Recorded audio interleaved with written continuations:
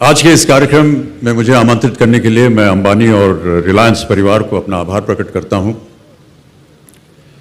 और साथ साथ अपनी शुभकामनाएं भी देता हूं।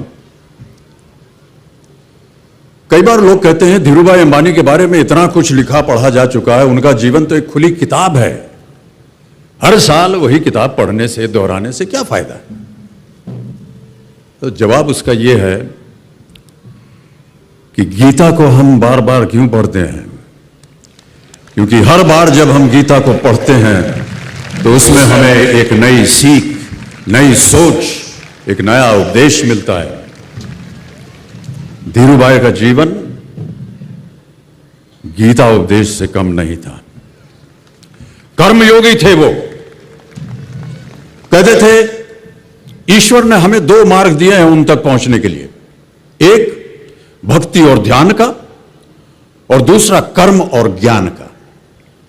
मैं दूसरे मार्ग पर चलने वाला इंसान हूं, कर्म को धर्म मानता हूं और ज्ञान को ही ईश्वर।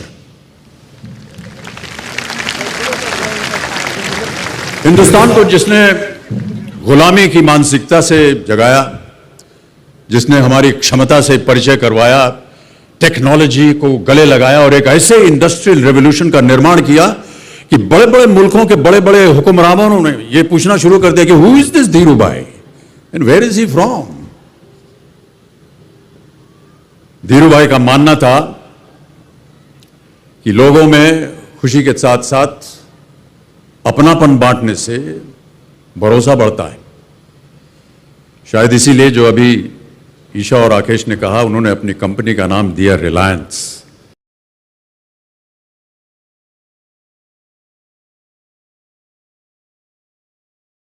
भरोसा। ये पूछे जाने पर कि वो सबसे ज्यादा खुश कब होते थे, तो जवाब मिला जब हिंदुस्तान खुश होता है। अपनी दौलत, अपनी संपत्ति को बांटना, यह उनका व्यक्तित्व था। छोटे से छोटे दफ्तर में पीएन से लेकर के होटल के कर्मचारियों, सड़क पर चलते आम आदमी को उन्होंने रिलायंस के शेयर्स बांटे और उन्हें धन बनाने का अवसर दिया। देवियों सज्जनों, मुझ पर भी एक बार उनकी दया दृष्टि पड़ी। जीवन में एक बार ऐसा दौर आया जब मैं बैंकरप्ट हो गया, दिवालिया हो गया। मेरी बनाई हुई कंपनी घाटे में चली गई, करोड़ों का कर्जा चढ़ गया, मेरा व्यक्तिगत बैंक बैलेंस जीरो यानी शून्य हो गया। कमाई के सब जरिए बंद थे और सरकार की तरफ से घर पर कुर्की के छापे लग गए। ये बात धीरूभाई को पता चली।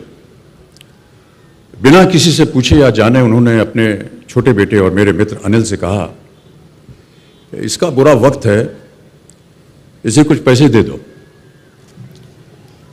अनिल ने मुझे आकर ये बताया, देवियों सज्जनों, जितना वो देना चाह रहे थे उससे मेरी सारी दुविधा और परेशानियां खत्म हो जाती। उनकी उदारता पर मैं भावुक हुआ, लेकिन मुझे लगा कि मैं उनकी उदारता को स्वीकार न कर पाऊंगा।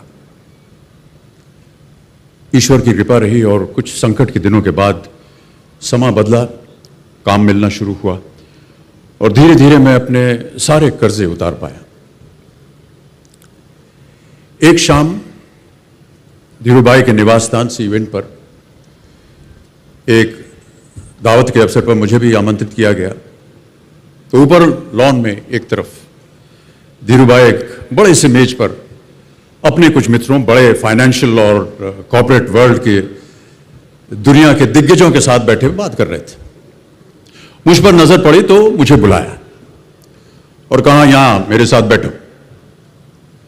मुझे बड़ा अजीब लगा। मैंने क्षमा मांगी और कहा, मैं उधर अपने मित्रों के साथ बैठा हूं, वहीं ठीक हूं। उन्होंने जिद की और बैठा लिया मुझे। फिर अपनी उस दिग्गजों की महफिल में उन्होंने कहा, यह लड़का गिर गया था लेकिन अपने बल पर फिर खड़ा हो गया है, मैं इसकी इज्जत करता हूं।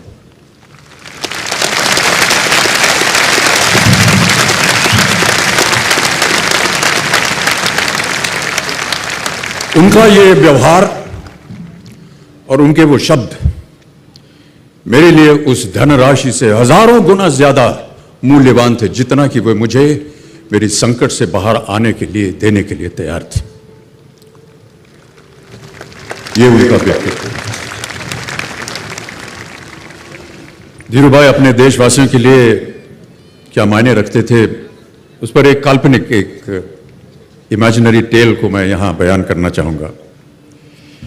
दो बुजुर्ग कमरे में बैठे कुछ गंभीर बातें कर रहे थे और उसमें व्यस्त थे। एक बुजुर्ग का पोता जो था, छोटा बच्चा, कमरे में खेल रहा था, इधर उधर दौड़े, आवाज करे और अपने दादा को डिस्टर्ब कर रहा था। बच्चे को वहां से हटाने के लिए बुजुर्ग ने वहां पर पड़ी एक मैगजीन का पन्ना फाड़ा और उसके कई टुकड़े कर दिए। बच्चा देखकर चिल्ला, अरे दादू ये क्या किया आपने? इस पर तो हिंदुस्तान का नक्शा था, आपने तो फाड़ दिया इसे। दादू ने बच्चे से कहा, चल जा तू जोड़ दे, जा जोड़ के लेके आ जा। बच्चे को कमरे से बाहर भेजने का उपाय अच्छा था और कुछ ही मिनटों में वो बच्चा वापस कमरे में और हाथ में जुड़ा हुआ पन्ना। दादू हैरान, पूछा इतनी जल्दी कैसे जोड़ दिया? बड़ा आसान था दादू, बच्चा बोला। इसके पीछे एक आदमी की तस्वीर थी, मैंने उस तस्वीर को जोड़ा और इंडिया अपने आप जुड़ गया। दादू ने पन्ना घुमाकर देखा, पीछे सारे इंडिया को जोड़ने वाले धीरूभाई अंबानी की तस्वीर थी। देवी और सज्जनों, नमस्कार और बहुत बहुत धन्यवाद आपका।